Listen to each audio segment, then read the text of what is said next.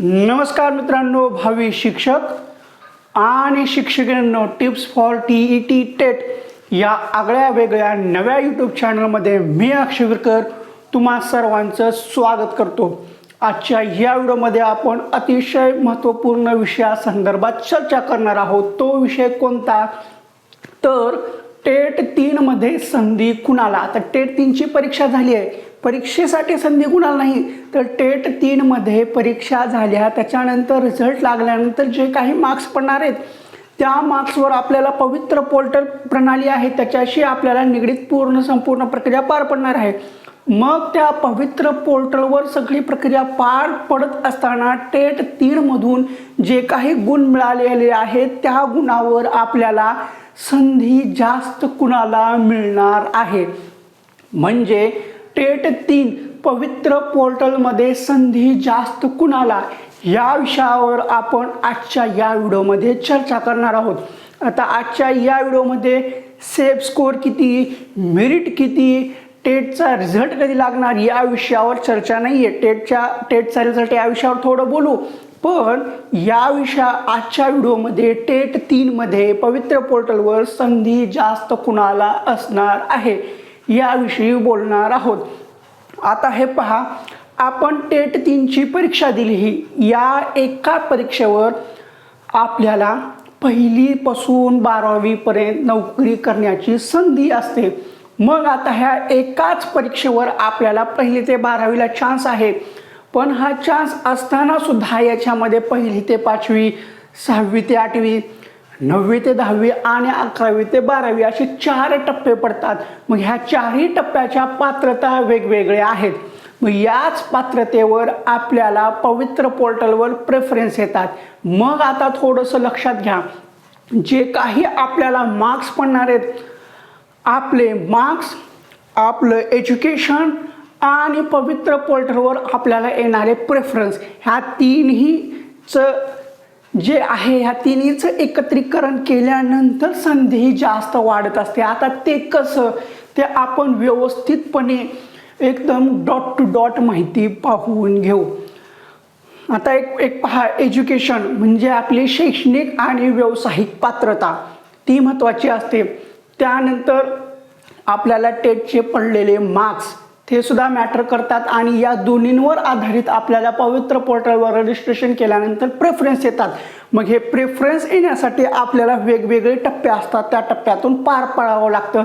त्या टप्प्यानुसारच आपल्याला प्रेफरन्स येतात आणि त्या टप्प्यामध्ये आपली पात्रता जेवढी जास्त असेल किंवा एज्युकेशन जेवढं जास्त असेल तेवढे जास्त प्रेफरन्स येतात। आता ते कसं हा प्रश्न पडला असेल आणि एकदम व्यवस्थितपणे व्हिडिओ सुरुवातीपासून शेवटपर्यंत पहा, कारण अतिशय महत्त्वाचं आहे आणि याच्यामध्ये जर तुम्ही अशा गोष्टी केलेल्या असतील तर तुम्हाला नक्कीच फायदा होणार आहे। कुठल्या त्या व्यवस्थितपणे सांगतो।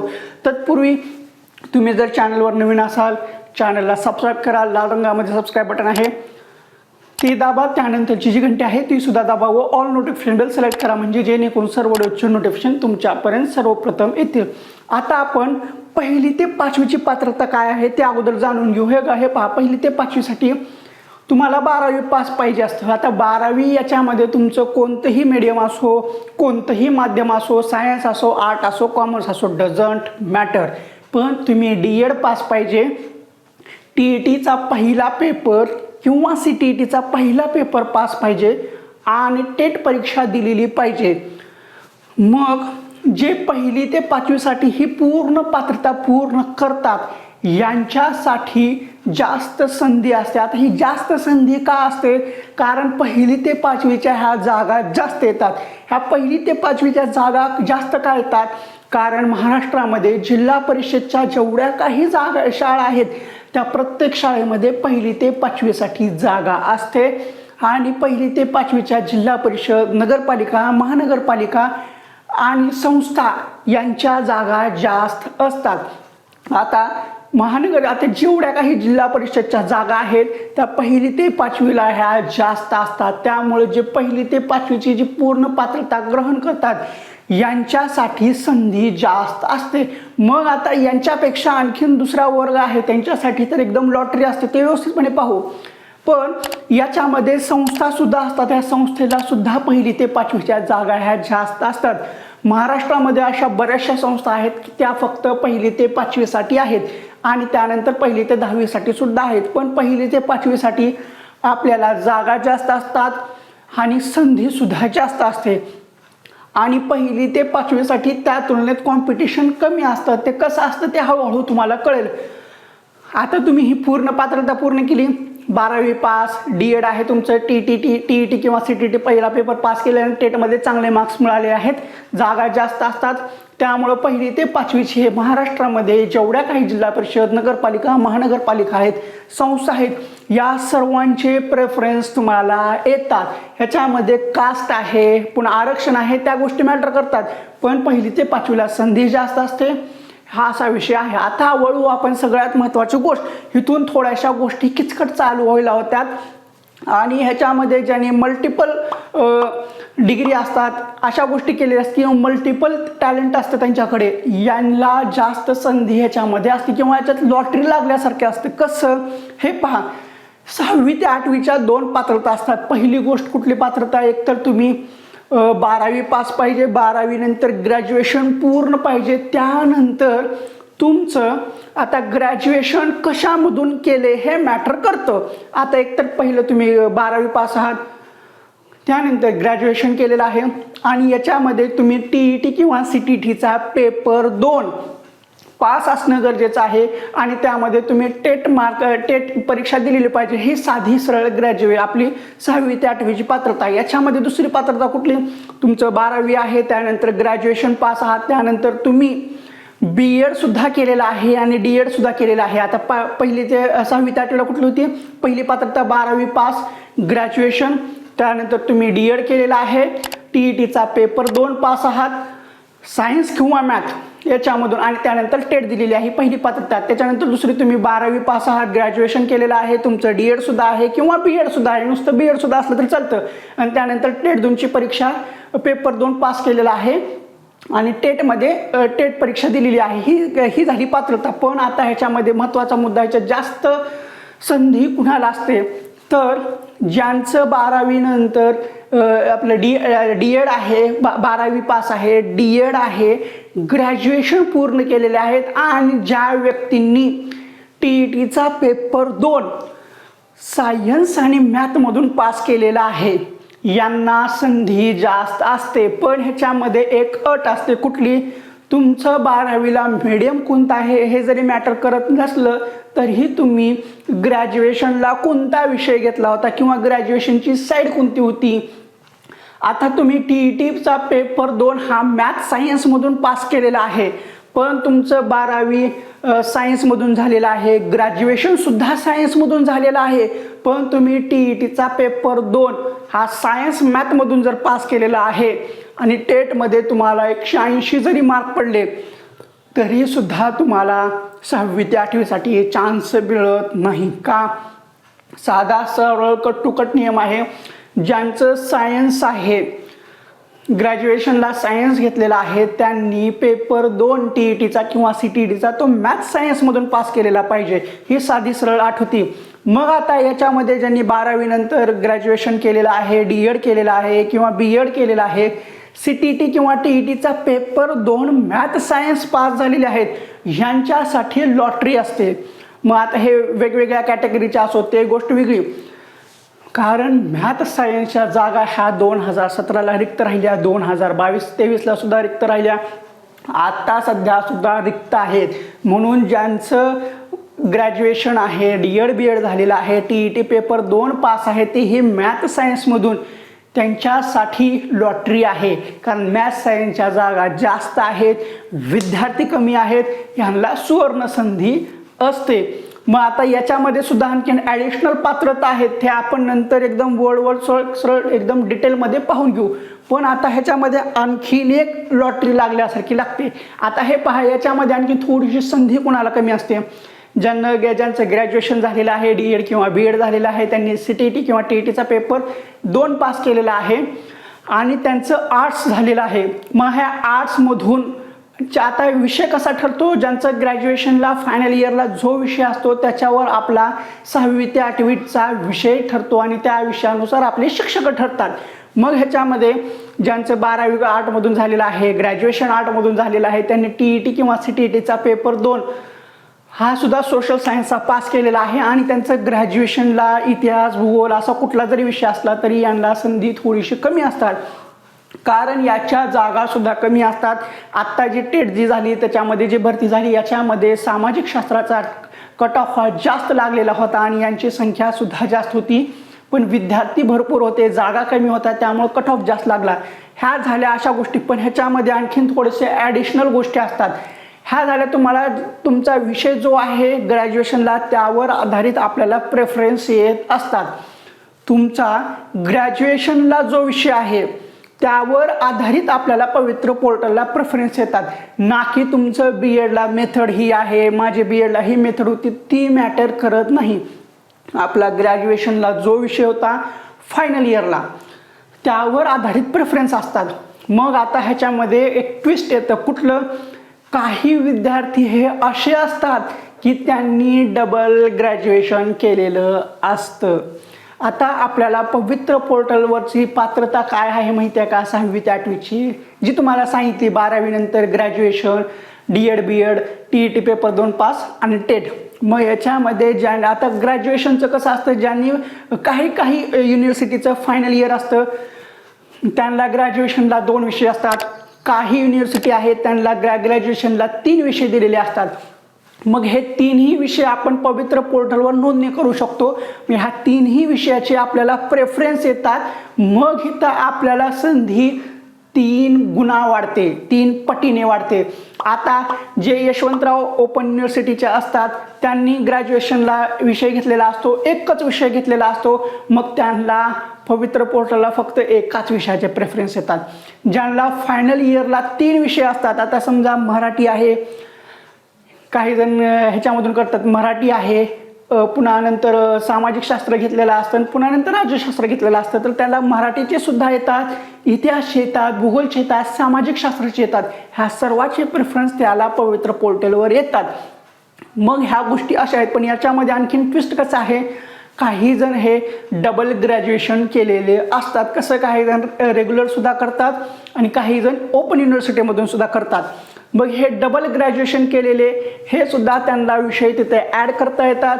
ह्यांना तेवढेच जास्त विषय मिळतात आणि तेवढ्याच जास्त विषयाचे प्रेफरन्स येतात किंवा तेवढ्याच जास्त विषयाचे जागा तिथे दिलेले जातात. पण ह्याच्यामध्ये आणखीन एक डबल ट्विस्ट येतो. डबल ट्विस्ट कुठला?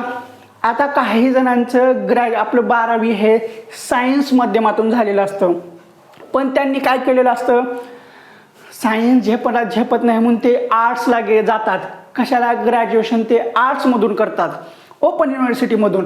ग्रॅज्युएशन आर्टमधून केले, त्यांचं ग्रॅज्युएशनला तिथं फायनल इयरला जो विषय असेल तो विषय असेल, पण इथं त्यांनी TETचा आणि किंवा CTETचा पेपर 2 सुद्धा ग्रॅज्युएशन जे कशामधून केले? आर्टमधून. मग त्यांनी TET किंवा CTETचा पेपर 2 हा सामाजिक शास्त्रातून पास झालेले आहेत. मग ते पवित्र पोर्टलसाठी इन होतात. पण आता इथं आणखीन त्यांची दुसरी पात्रता आणखीन एक वाढते. कुठली? त्यांनी 11वी व त्यांचं 12वी हे आपलं सायन्स माध्यमातून झालेलं आहे आणि ते रेग्युलरमधून सुद्धा ग्रॅज्युएशन केलेलं आहे. BSc BCS जे आहे ते हे सुद्धा केलेले आहेत. त्यानंतर ते CTET किंवा TET सुद्धा मॅथ सायन्समधून पास झालेले आहेत, तर आणि टेट सुद्धा दिलेले आहे. तर अशा विद्यार्थ्यांसाठी जॅकपॉट असतो, एक बंपर लॉटरी सारखी असते. कारण काय? एकतर मॅथ सायन्सच्या जागा जास्त असतात, ह्यांनी ती पात्रता पूर्ण केलेली आहे. त्यांचं 12वी सायन्स आहे, ग्रॅज्युएशन सुद्धा सायन्समधून केलेलं आहे. TET किंवा CTET सुद्धा त्यांनी मॅथ सायन्सची पास केलेली आहे. टेटमध्ये सुद्धा बऱ्यापैकी मार्क्स पडलेत, तर ह्यांचा जॅकपॉट लागतो. आणि वरची ह्यांची ॲडिशनल पात्रता ह्यांनी डबल ग्रॅज्युएशन केलेलं असल्यामुळं हे आर्टमधून सुद्धा ग्रॅज्युएशन केलेत, TETची सुद्धा सामाजिक शास्त्राचे पास केलेत आणि टेटमध्ये सुद्धा जे बऱ्यापैकी मार्क्स पडले, तर ह्यांना सायन्स मॅथ्सचे सुद्धा प्रेफरन्स येतात. आणि जे ग्रॅज्युएशनला त्यांचा आर्ट्समधून फायनल इयरला जो विषय होता त्याचे सुद्धा प्रेफरन्स त्यांना आलेले असतात. ह्यामुळं त्यांचा जॅकपॉट लागतो. पण ह्याच्यामध्ये एक महत्त्वाची अट ही असते की दोन्ही ग्रॅज्युएशन एकाच वर्षामध्ये होता कामा नये. एक ओपन युनिव्हर्सिटीमधून एक रेग्युलरमधून चालतं. आता 2 वर्ष केलेलं आहे त्याच्यानंतर 1 वर्षाने गॅप करून डबल ग्रॅज्युएशन केलं तसं चालतं. पण एकाच वर्षामध्ये एकाच इयरमध्ये ओपन युनिव्हर्सिटीमधून पण ग्रॅज्युएशन करायलात आणि तुम्ही रेग्युलरमधून पण ग्रॅज्युएशन कराल तर असं चालत नाही. ही त्याच्यामधली अट असते. कळालं? सगळ्यात जास्त जॅकपॉट कुणाचा लागतो? ज्यांचं डबल ग्रॅज्युएशन आहे आणि ज्यांचं फायनल इयर ग्रॅज्युएशनला जेवढे जास्त विषय असतात तेवढ्या विषयाचे आपल्याला तिथं प्रेफरन्स देता येतात किंवा तेवढे विषय तिथे ॲड करता येतात. पवित्र पोर्टलला आपल्याला ज्यावेळेस आपली माहिती भरायची असते त्यावेळेस आपल्याला ग्रॅज्युएशनला फायनल इयरला कोणता विषय असतो 6वी ते 8वी. आता काही जणांना 3 विषय असतात तर ते 3 विषय आपल्याला तिथं टाकता येतात. हायेस्ट मॅक्झिमम आहे 3 विषय. माझं आर्ट्समधून झालेलं आहे ग्रॅज्युएशनला. आता मी यशवंतरावमधून केलेलं आहे तर ग्रॅज्युएशनला मला फक्त 2च विषय टाकता येतात. माझं कसं माझूमधून झालेलं आहे ग्रॅज्युएशन फायनल इयर तर मानसशास्त्र आणि इंग्लिश विषय होता. पण 6वी ते 8वीला मानसशास्त्र नसल्यामुळे फक्त मी इंग्लिश विषयासाठी पात्र झालो. पण काही जणांचं इंग्लिशही असतं आणि राज्यशास्त्रही असतं. मग आता त्यांचं राज्यशास्त्र असल्यामुळे ते इतिहास भूगोललाही पात्र होतात आणि ते इंग्लिश विषयासाठी सुद्धा पात्र झाले. हा असा विषय असतो. मग ज्यांचं ग्रॅज्युएशन डबल झालेलं आहे आणि तेही 2 वेगवेगळ्या माध्यमातून झालेलं आहे त्यांचा डबल जॅकपॉट लागतो. हा महत्त्वाचा मुद्दा आहे. आणि ज्यांनी BA ग्रॅज्युएशन BAमधून पण केले, BScमधून आपलं सायन्समधून सुद्धा केलेलं आहे आणि त्यातल्या त्यात त्यांना टेटमध्ये चांगले मार्क्स पडले तर त्यांचं 99.99% सिलेक्शन होतं म्हणजे होतं. ह्या पवित्र पोर्टलच्या रेफरन्समधल्या हिडन डिटेल्स आहेत ह्या जास्त तुम्हाला कोण सांगत नाही. मग आता ह्याच्यामध्ये सगळ्यात जास्त तोटा कुणाचा होतो? सगळ्यात कमी संधी कुणाला असते? तर ज्यांचं ग्रॅज्युएशन कॉमर्समधून झालेलं आहे अशा विद्यार्थ्यांसाठी 6वी ते 8वीला संधी कमी असते. आणि याच्यामध्ये आणखीन एक महत्त्वाची पात्रता सांगतो तुम्हाला. 6वी ते 8वीसाठी तुम्ही 12वी सायन्समधून करा, आर्ट्समधून करा, कॉमर्समधून करा, तुमचं DED BED झालेलं आहे आणि तुम्ही TET किंवा CTET ह्याच्यामधून पास करा. मॅथ असो सायन्स असो कुठलीही पास केली पण तुमचं ग्रॅज्युएशनला इंग्लिश हिंदी मराठी हा भाषा विषय असेल तर तुम्ही TET कोणतीही पास केली तर चालते. हा असा विषय आहे. आता वळू आपण 9वी ते 10वीला. आता 9वी ते 10वीच्या ह्या जागा जिल्हा परिषद नगरपालिका महानगरपालिकाच्या कमी असतात. त्या तुलनेत संस्थेच्या जागा जास्त असतात आणि ह्याच्यासाठी शिक्षणसुद्धा जास्त लागतं. काय लागतं? ह्यासाठी तुमचं एकतर BEd पूर्ण लागतं, त्यानंतर तुमचं ग्रॅज्युएशन पूर्ण लागतं, त्यानंतर तुम्ही टेट परीक्षा दिलेली पाहिजे. आणि याच्यामध्ये जागा कमी येतात, संधी कमी असतात कारण ह्याच्यामध्ये उमेदवार जास्त असतात आणि इथं ह्याच्यामध्ये ज्यांना जास्त मार्क असतात त्यांना जास्त संधी असते. पण ह्याच्यामध्ये सुद्धा जसं तुम्हाला सांगितलं की ग्रॅज्युएशनला ज्यांनी डबल ग्रॅज्युएशन केलेलं आहे तोच रोल इथं सुद्धा येतो. पण ह्याच्यामध्ये TET किंवा CTETची अट नसते. ह्याच्यामध्ये ज्यांचं डबल ग्रॅज्युएशन आहे BCom असो BSc असो किंवा BA असो, एक रेग्युलर असो एक ओपन युनिव्हर्सिटीमधून केलेलं असो ते चालतं. आणि डबल ग्रॅज्युएशन केलेलं असल्यामुळे ह्यांना तिथं डबल ग्रॅज्युएशनची टॅब असतो तो ॲड करता येतो. त्यामुळे ह्यांना प्रेफरन्सची संख्या वाढते आणि नंबर लागायचे चान्सेससुद्धा जास्त येतात. मग आता वळू आपण 11वी ते 12वी. 11वी ते 12वीसाठी सुद्धा विषय तोच आहे. पण 11वी ते 12वीची पात्रता काय आहे? एक तर तुमचं BEd पूर्ण पाहिजे. आता ग्रॅज्युएशन नंतरच BEd असतं. BEd पूर्ण पाहिजे, त्यानंतर तुमचं पोस्ट ग्रॅज्युएशन पूर्ण पाहिजे आणि त्यानंतर तुम्ही टेट परीक्षा दिलेली पाहिजे. मग आता इथं कसं आहे आपल्याला इथं सुद्धा आपल्याला डबल PG ॲड करता येतं. आता आपल्याला PG एकाच विषयात असतं. आता मी MA कशातून केलेलं आहे? माझं MA इंग्लिशमधून झालेलं आहे. पण मी कालांतराने आणखीन MAला ॲडमिशन घेऊ शकतो आणि MA आणखीन एका वेगळ्या विषयामध्ये करू शकतो.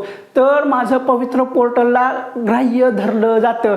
MA इंग्लिश हा विषयसुद्धा ग्राह्य धरला जातो आणि मी नंतर MA इतिहास जरी केला तर पवित्र पोर्टलला मी MA इंग्लिश या विषयासाठी सुद्धा पात्र असतो आणि MA इतिहास म्हणजे मी 11वी ते 12वी या वर्गावर शिकवण्यासाठी इंग्लिश या विषयासाठी सुद्धा पात्र झालो आणि इतिहास या विषयासाठी सुद्धा पात्र झालो. हे पोस्ट ग्रॅज्युएशन डबल करण्याचा फायदा आहे.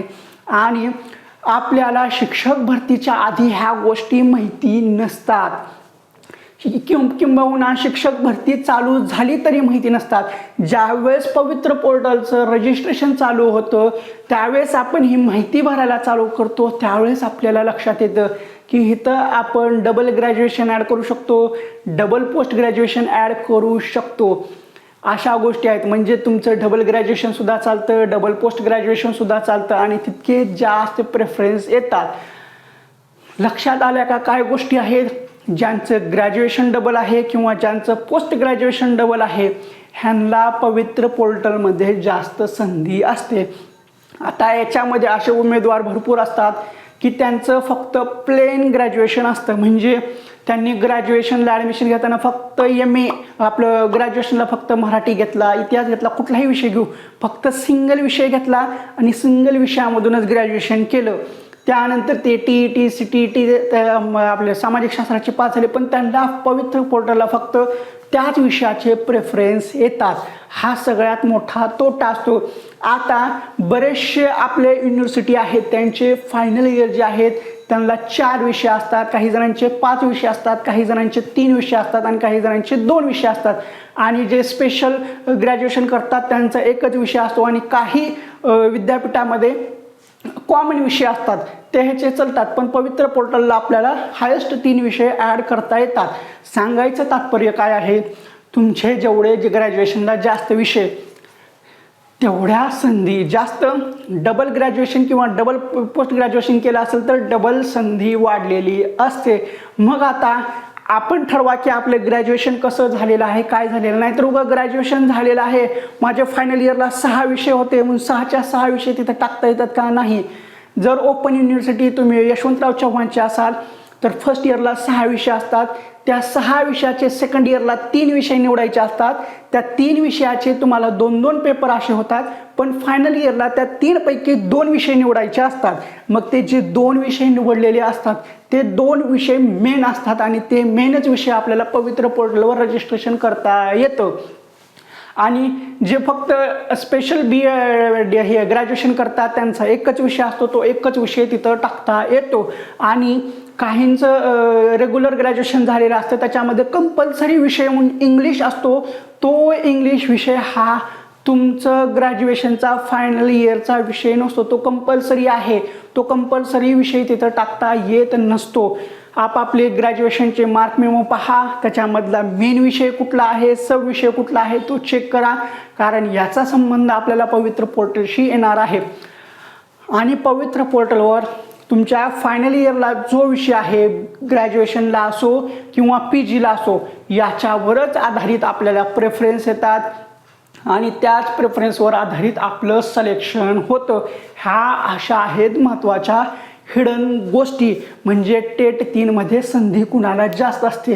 आता तुम्हाला व्यवस्थितपणे समजलेलं असेल, कारण 2017ला प्रणाली तशीच होती, 2022-23ची प्रणाली तशीच होती आणि आत्ताची सध्यासुद्धा प्रणाली आणि पात्रता तशीच असणार आहे. आणि राहिला विषय टेट 3च्या निकालाचा, तर तो लवकरच लागेल. लवकर कधी सांगाल याची निश्चित अशी तारीख आहे, निश्चित अशी तारीख नाही, पण ह्या महिन्यामध्ये टेट 3चा निकाल लागणार नाही आहे. ऑगस्ट महिन्यामध्ये 100% टेट 3चा निकाल लागून जाईल. तर ठीक आहे, आजच्या या व्हिडिओमध्ये एवढंच ठीक आहे. एकदम व्यवस्थितपणे डॉट टू डॉट मी तुम्हाला समजून सांगितलेलं आहे. ज्यांनी ही माहिती समजून घेतलेली आहे, व्यवस्थितपणे सुरुवातीपासून शेवटपर्यंत व्हिडिओ पाहिला आहे, त्यांना नक्कीच ज्यावेळेस पवित्र पोर्टलला रजिस्ट्रेशन चालू होईल त्यावेळेस त्याचा नक्कीच फायदा होईल. पण जे सुरुवातीलाच टेट 3चा निकाल कधी लागणार आहे, आम्हाला फक्त डेट सांगा, 2 मिनिटामध्ये सांगा, 2 सेकंदामध्ये सांगा आणि आम्हाला तेवढंच ऐकायचं आहे, तुम्ही टेट 3च्या रिझल्टची तारीख सांगा, आम्ही निघून चाललो, खाली कमेंट करून चाललो, निघून चाललो. आणि अशाच विद्यार्थ्यांना ज्यावेळेस पवित्र पोर्टलचं रजिस्ट्रेशन प्रक्रिया चालू होणार आहे त्यावेळेस ह्यांना 100% हा विषय कळणार नाही, त्यावेळेस तिथं त्यांना नक्कीच अडचण येणार आहे. पण ज्यांनी सुरुवातीपासून शेवटपर्यंत आत्ताच्या क्षणापर्यंत हा व्हिडिओ पाहिलेला आहे त्यांना सर्व माहिती कळलेली असेल आणि ज्यावेळेस पवित्र पोर्टलचं रजिस्ट्रेशन प्रक्रिया चालू होईल, त्यावेळेस माहिती भरायला चालू होईल, त्यावेळेस यांना कसलीही अडचण येणार नाही आहे. कारण प्रेफरन्स कसे येतात, कोणता विषय महत्त्वाचा असतो, ग्रॅज्युएशनच्या विषयावर प्रेफरन्स येतात, अशा बऱ्याचशा गोष्टी मी तुम्हाला ह्या व्हिडिओच्या माध्यमातून सांगितलेल्या आहे. आणि अशा बऱ्याचशा गोष्टी आणखीनसुद्धा नंतरच्या पुढल्या व्हिडिओमधून अशाच टप्प्याटप्प्यानं सांगत जाईल. तर ठीक आहे, आजच्या या व्हिडिओमध्ये एवढंच ठीक आहे. तुम्हाला हा व्हिडिओ कसा वाटला तो कमेंट बॉक्समध्ये सांगा. व्हिडिओ आवडला असेल तर व्हिडिओला लाईक करा. व्हिडिओ पाहून तुमचा काही फायदा झाला आहे असं वाटत असेल तर आणि तरच आपल्या चॅनलला सबस्क्राईब करा. लाल रंगामध्ये सबस्क्राईब बटन आहे ते दाबा. त्यानंतरची जी घंटी आहे ती सुद्धा दाबा व ऑल बेल नोटिफिकेशन सिलेक्ट करा, म्हणजे जेणेकरून सर्व व्हिडिओचे नोटिफिकेशन तुमच्यापर्यंत येतील. तर ठीक आहे, पुन्हा भेटू पुढल्या एका व्हिडिओमध्ये अशीच महत्त्वपूर्ण डॉट टू डॉट माहिती घेऊन. कुठे तर टिप्स फॉर TET टेट ह्या चॅनेलवर.